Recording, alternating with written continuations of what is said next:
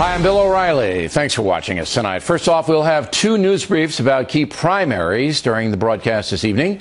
Pithy, we'll keep it pithy because we have a solid lineup for you. We begin with this question.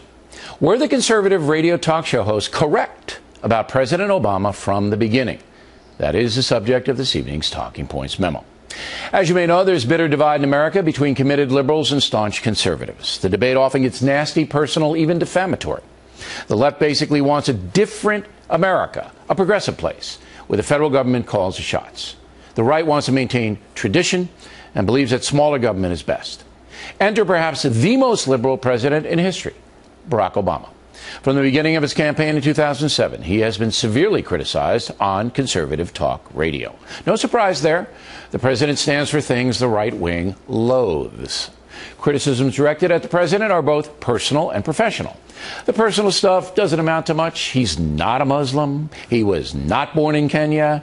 He has never done anything nefarious, word of the day.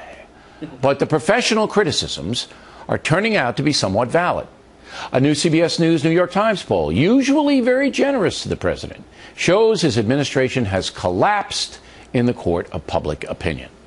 Independents have joined conservatives in believing the president is not doing a good job. The basic problem is competency. And you may remember that the radio guys pointed out that Barack Obama had little experience running anything, that he was basically a community organizer and theoretician. Well, if you examine the facts without emotion, that seems to be accurate. Mr. Obama's management skill and problem-solving ability are dubious. Let me back it up with a vivid example.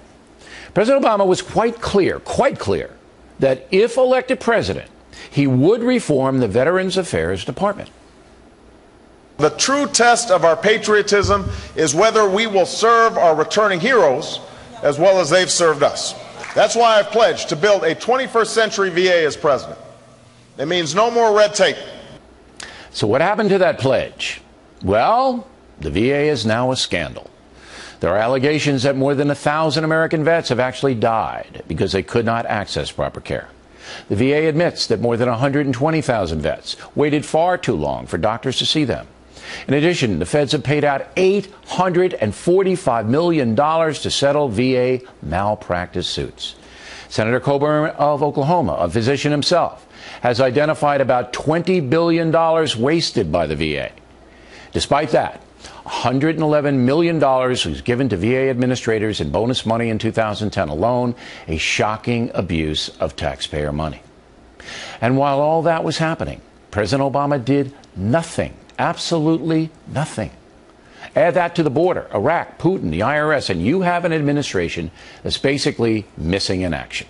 In fact, for you history buffs, what's happening right now is almost identical to President U.S. Grant's second term. It all fell apart for the old general because he did not pay attention.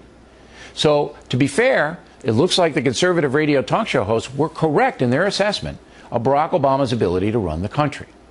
Or am I wrong? And that's the memo.